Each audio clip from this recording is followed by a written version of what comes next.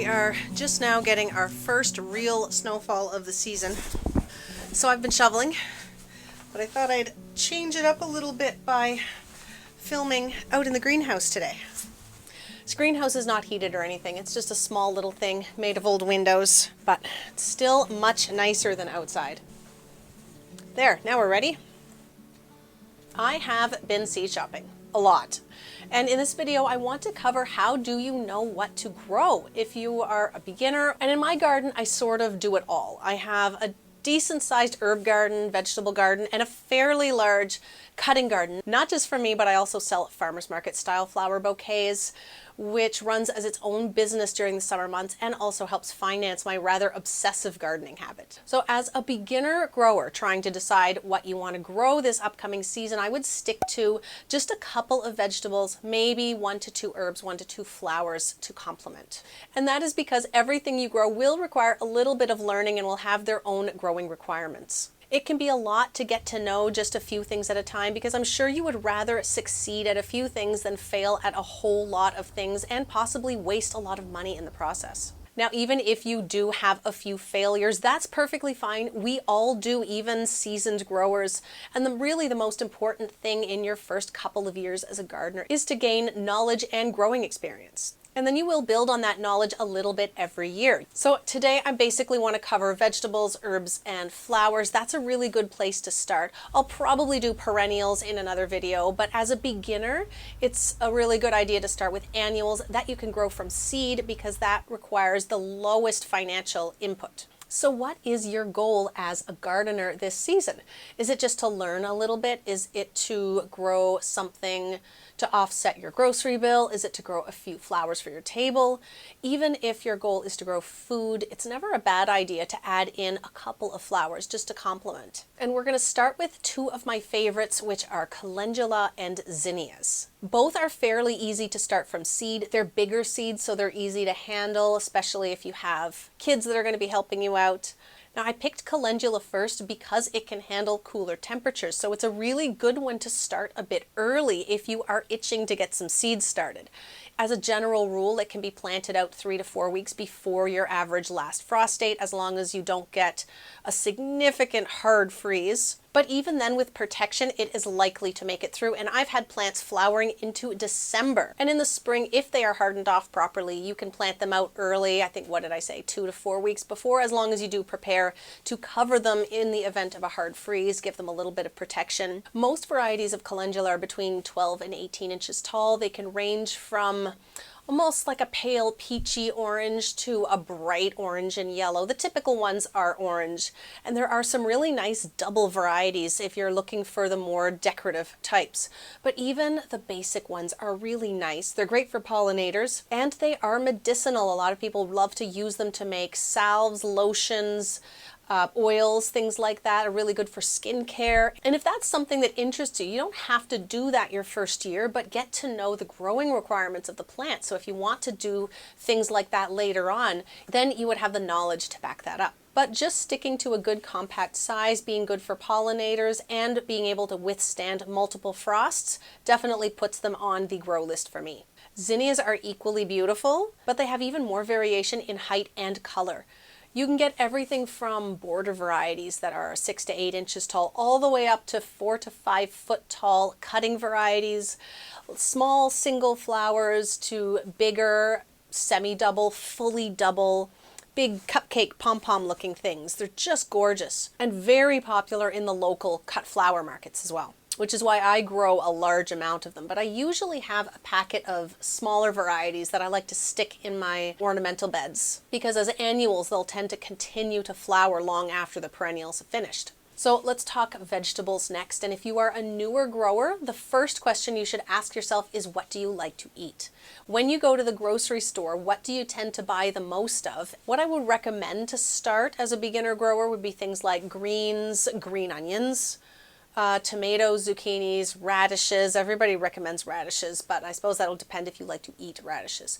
I do grow some and we do use some in the spring, but I don't think I have once bought radishes at the grocery store. But getting to the greens first, this could be spinach, lettuces, mustard greens, and you can get seed mixes too. These are great because most of them have some degree of frost tolerance and do prefer to grow in cooler temperatures, which means they're good to start a bit on the earlier side and plant out a couple weeks before your average last frost date. Same as the calendula, just make sure that you harden them off properly. I have a video on that, but we'll get into that a little bit more as it gets close to planting time. And make sure that you have a plan ready to cover them in case you get a hard freeze or a really big windstorm. Transplants grown inside grow easily, right? Their leaves are not accustomed to handle strong winds and giant temperature swings. So the hardening off process will take care of that. But if you tend to buy a lot of greens in the grocery store, you'll know they don't have a very long shelf life in your fridge. And that's because it's probably been a week or more since they've been harvested, and they're sealed in a plastic container,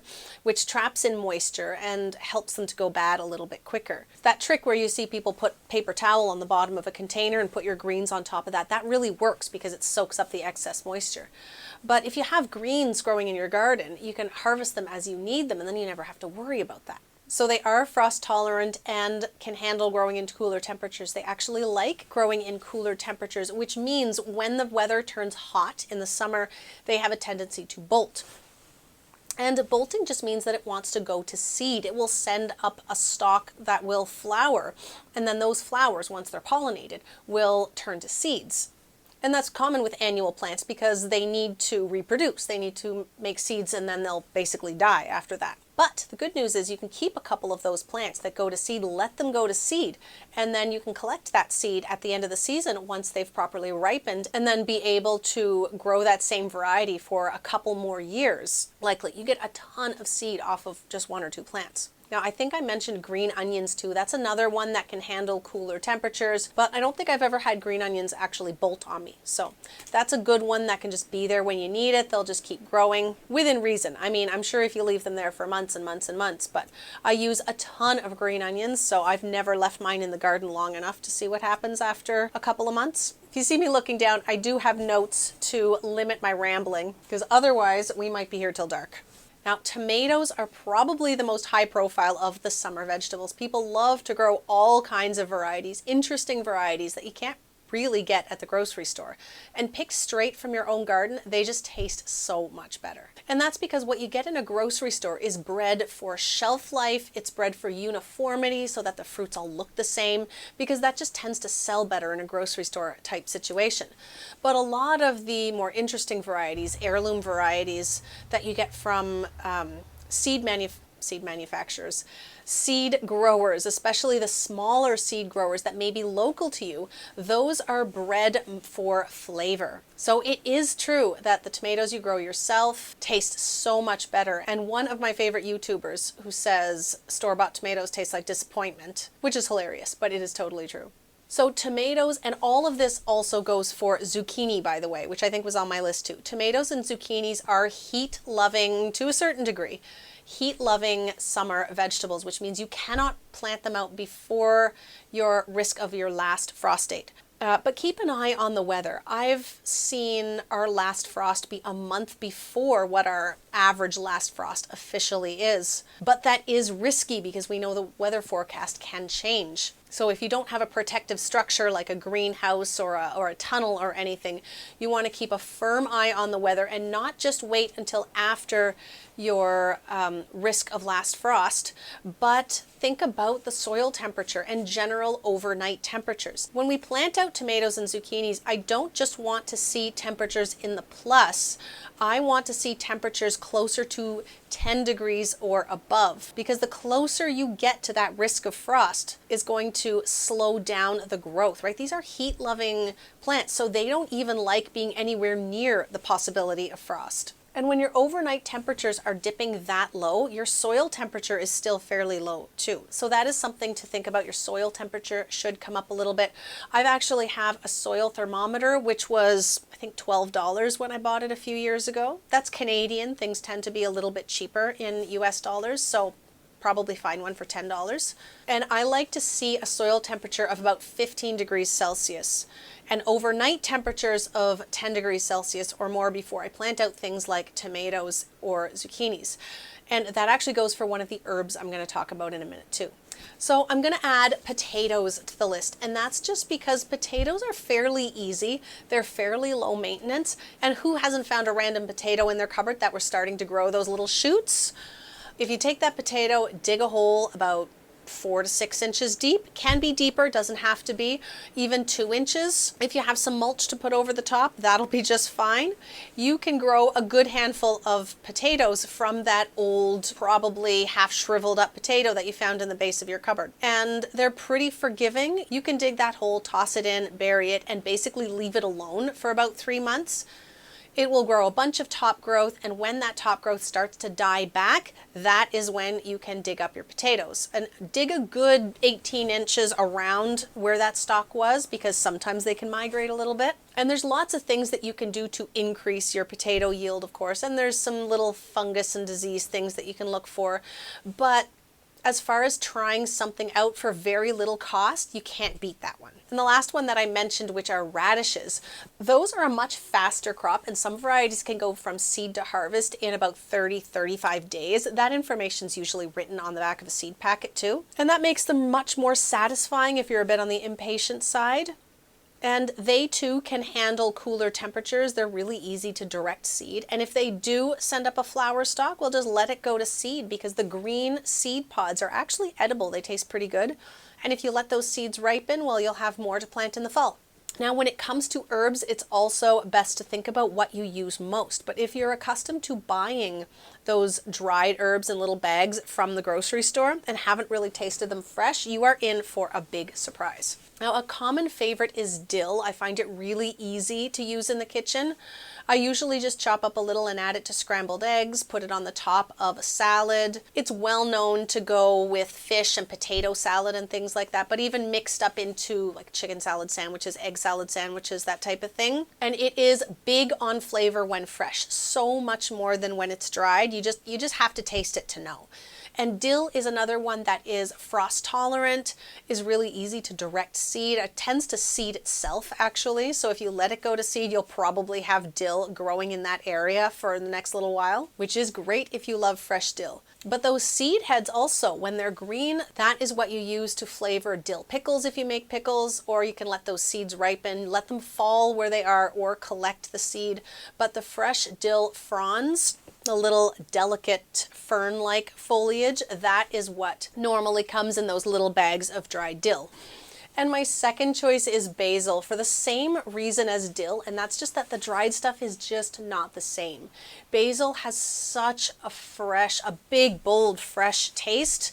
It is definitely on the list of my favorites. But it is different than dill because it cannot handle a frost. Basil is heat loving, just like tomatoes. Luckily, they go really well with tomatoes. And you can grow them nearby too. Basil is said to be a really good companion plant to tomatoes. And the same rules apply too of waiting until your soil temperature has warmed up a bit and the overnight temperatures has come up. So you don't have to worry about possible frost, but you know that when you plant them outside, as long as they've been hardened off, that you don't have to worry about it getting stunted or sit there and sulk, which is what can happen if you take it from its nice protected indoor environment and then stick it outside in the cold and the wind. And basil is not just the key ingredient in pesto, but a really good addition to salads and all kinds of other things, sauces. So it's a really great one to try if you've never had a lot of fresh basil. So I think this is a really good place to get started, and even if you only choose to grow maybe 2 or 3 things from this list this year, that will allow you to give them the attention that they need. You can gain that knowledge that you need to grow them well, and then you can start branching out to other things after that. And for me, gardening is not just about getting food. It's a hobby, it's mental health, it's a sense of purpose and great satisfaction. It's continuing education. And I should say that I've been going through the Master Gardener Certification Program. I've almost completed the 3rd course of 4. There is a week-long in-person course too at the Agricultural College.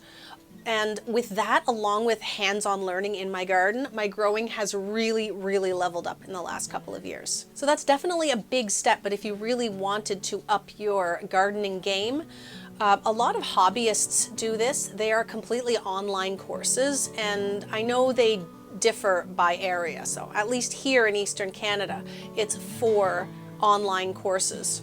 So to summarize, grow something this season. Edible or ornamental, grow something that'll make you happy.